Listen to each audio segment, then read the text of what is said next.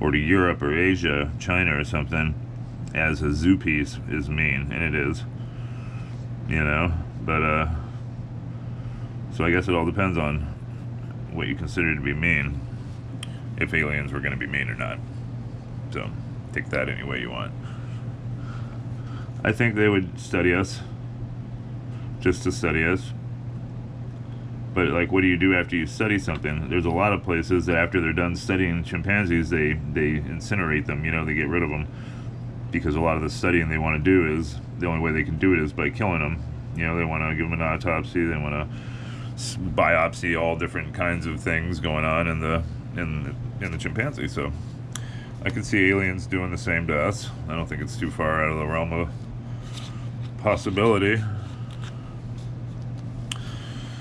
That would suck. That would suck to be an alien, you know, thing of interest.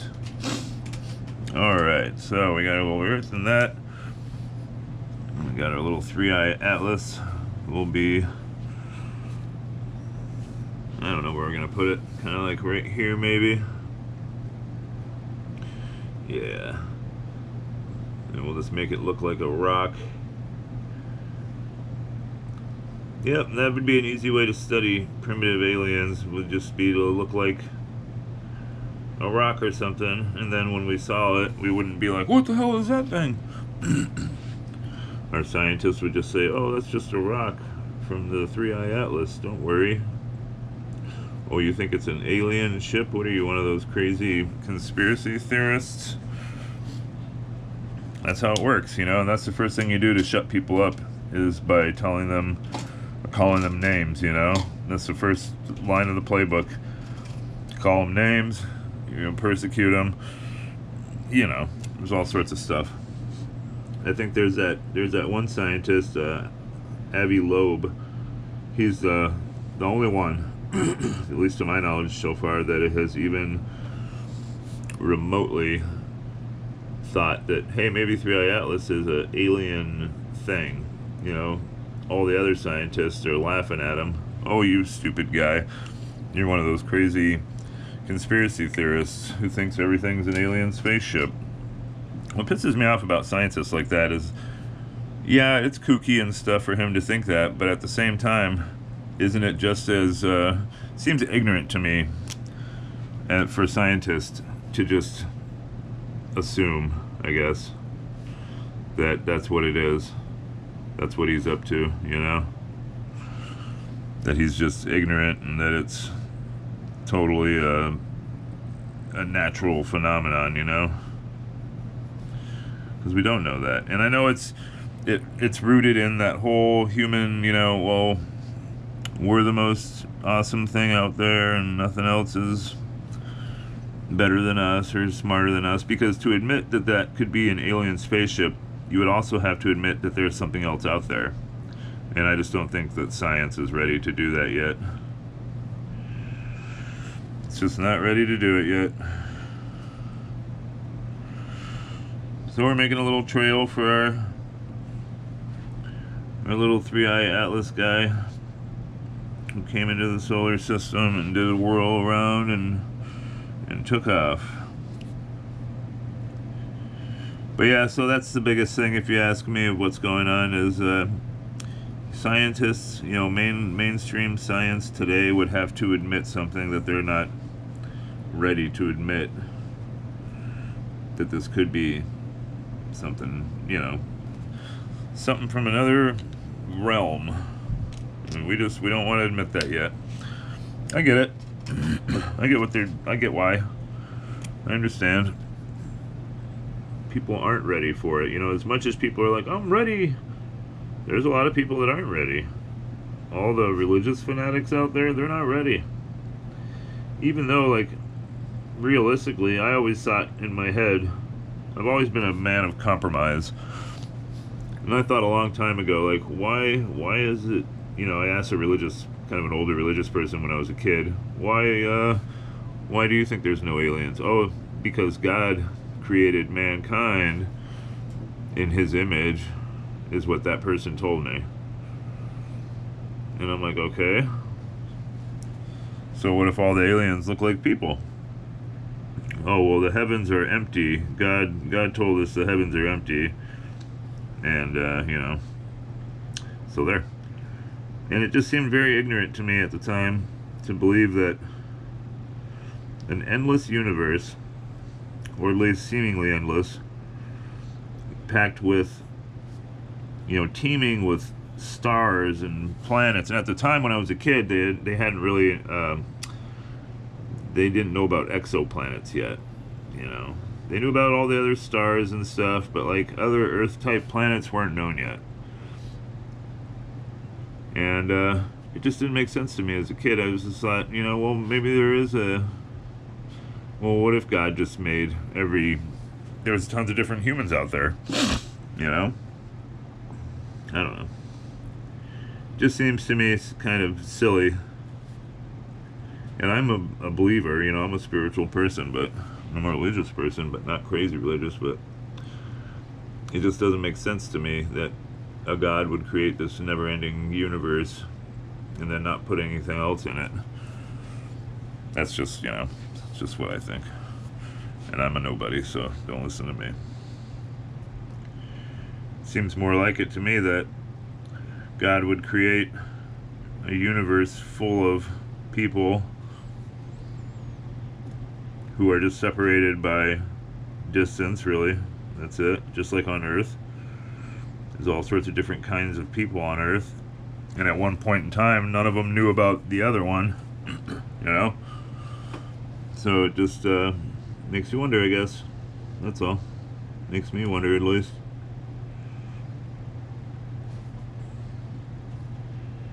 One day aliens gonna land and we're all gonna be sitting there with tanks and the news reporters and everybody sitting around waiting for the door to open, and some blonde chick's gonna come out and walk out of there, and a black dude and an Asian person, and we're all gonna be like, what the hell's going on? Because they're all just like us, but they're all super advanced and they know way more than we do, and I could see that happening. That would be funny. Like Dune, kind of. The movie Dune, yes, there are aliens, technically. The sandworm is an alien. It doesn't have to be, have laser guns and skyscrapers to be an alien. The sandworms are aliens. The mouse, the desert mouse is an alien. All that kind of stuff.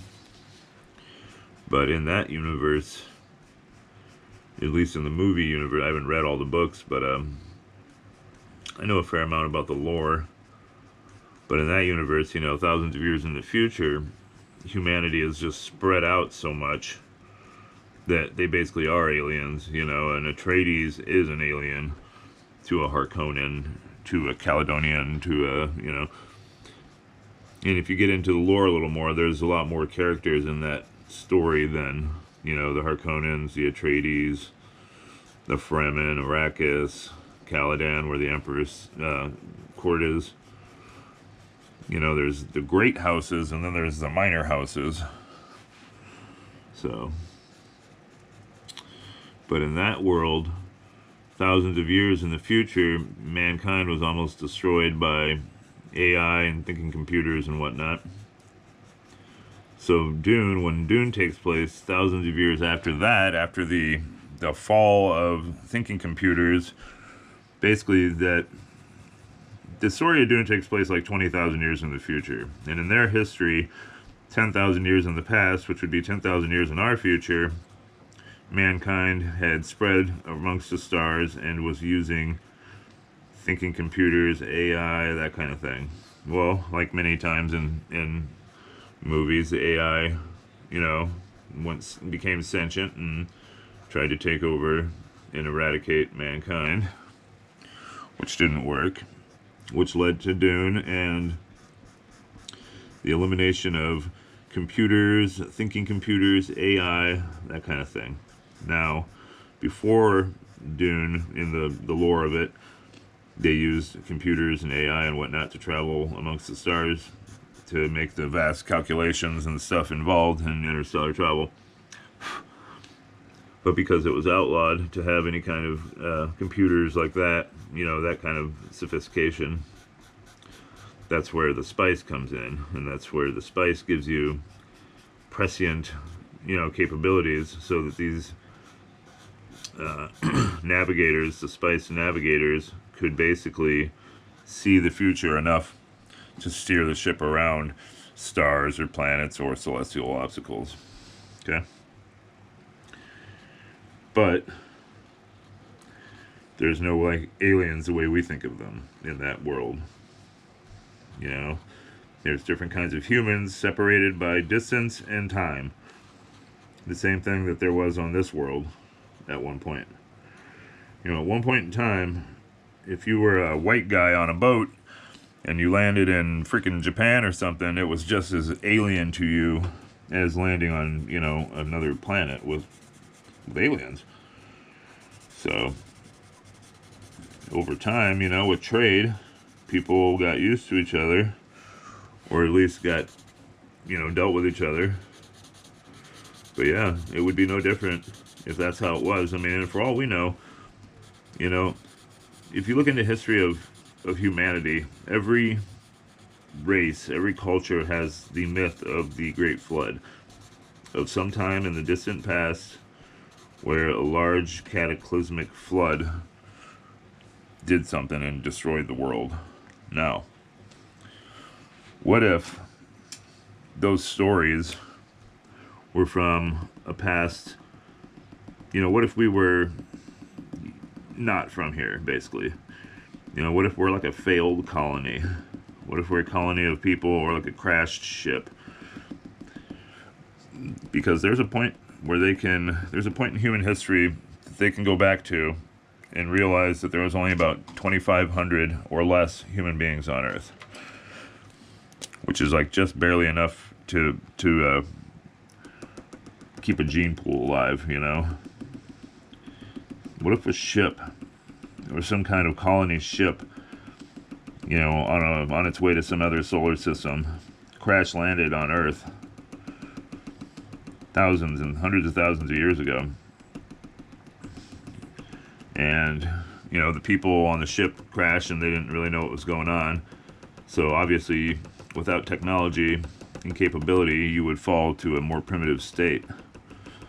Because think about it, there's so many things from the ancient world that we can't describe, we can't figure out today. I'm like, how did they do that? How did they do that?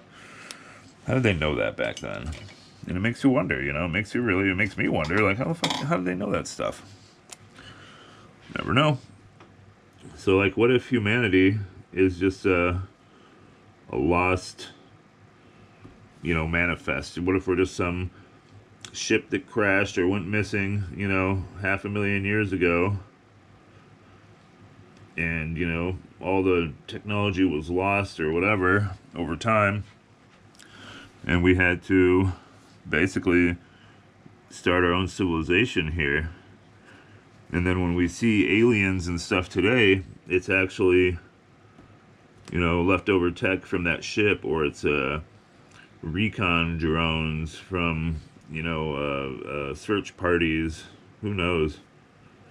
Because it would be so long ago, the host civilization would have just been like, well, that's the danger of flying in space, right?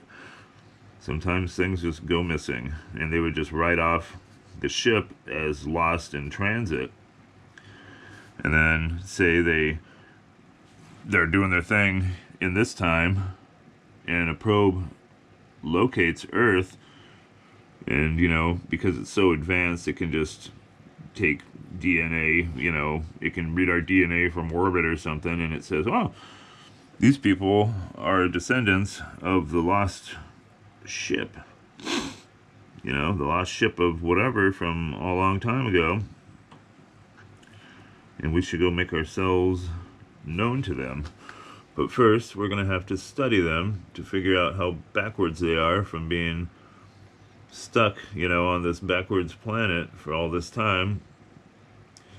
Obviously, they would be able to see that we're technologically advanced enough. They'd see our probes all over the solar system. They would see that we have a couple probes that have left the solar system, the Voyagers and Pioneer probes. So they would be able to see that stuff. That stuff would stick out. You know, the probes around Mars and Juno probe and all the landers I was talking about. All the fucking space junk in orbit around Earth and in just various orbits around different planets in the solar system. All that kind of stuff. I imagine to a certain degree, nuclear signatures would stand out. So any nuclear submarine, ship, power plant, or whatever would stick out, you know, the different decay rates of radiation and whatnot. So yeah, I'm curious to see what's going to happen. I don't think anything bad's going to happen. If anything, I think something good would happen. But that, you know, I'm a bit of an optimist too about certain things, so I guess it all depends. Maybe I'm totally wrong and it's a bunch of bloodthirsty lizard people that are pissed off that one of their cattle cars went missing thousands of years ago and they're here to collect, you know? Who knows? That would suck. I don't know about the whole, they're here for our resources, because there's not a resource on Earth besides life that you can't find in abundance in the outer solar system and just in space in general. You know, you can find hydrogen and helium and water, oxygen, and everything all over space. You know, the whole "they're here for our resources" thing is I don't know. It's the 50s, you know. They're here for our resources. We're all gonna die. So this is going to be a quick one today. I just wanted to kind of talk about 3i Atlas and its jaunt through our solar system and what you guys thought of it and what you think it might be. Like I said, I'm optimistically hoping that, if anything, it's a probe sent to locate an old ship that went missing eons ago. And hoping that it's not an alien spaceship with nefarious goals of looking for primitive alien races to put in the zoo or turn into hors d'oeuvres for a party. That being said, we'll see what happens. I know a lot of YouTubers are having fun. It's like a lot of these YouTube channels I used to watch or would watch here and there about varying things in the astronomy world have just totally turned into 3i